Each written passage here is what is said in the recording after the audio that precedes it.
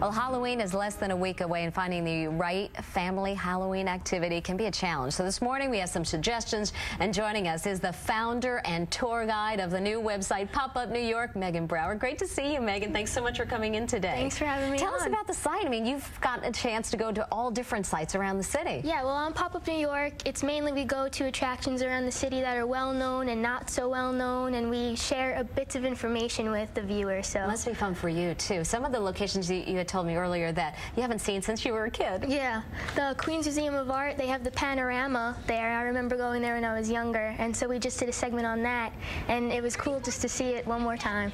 Really, really, and great to see you at all these locations. And you really focus on the nooks and crannies in the city.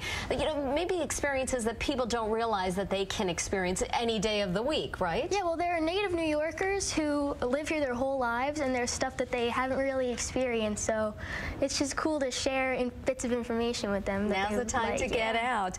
Let's talk about Halloween. Plenty of activities going on in the 5 boroughs. Let's start with Staten Island. All right, well, I checked them all out for you guys. So on Staten Island, there's the Greenbelt Conservatory. Saturday, October 28th at 10 and 12:30 p.m., they have this thing called Creepy Critters Kid. How cute. And it's an outdoor hiking event for children in their costumes. Fun. And you have to register, but it's cool because they get to put on their costumes and go out in the wilderness, so that's fun for them. All right, let's get to Brooklyn. What's going on there? In Brooklyn at Prospect Park Zoo, they have October 28th to the 29th is this thing called Boo at the Zoo, face painting, crafts, and a haunted barn. So that's fun for children. And wear the costume. Might as well. And in Queens, at the Queens County Farm, what's going on on Saturday and Sunday? Saturday and Sundays for the whole month, they have Pick Your Own Pumpkin. It's free. And October 28th, 29th, and 31st from 4 to 7 is a Halloween haunted house.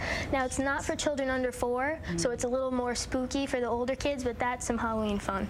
In the Bronx, I know the Bronx Zoo has a big event going on. They have something called Boo at the Zoo, too, but it's different from the one in Brooklyn because if you get to wear a wildlife costume like a lion or a zebra or something, you get them for free.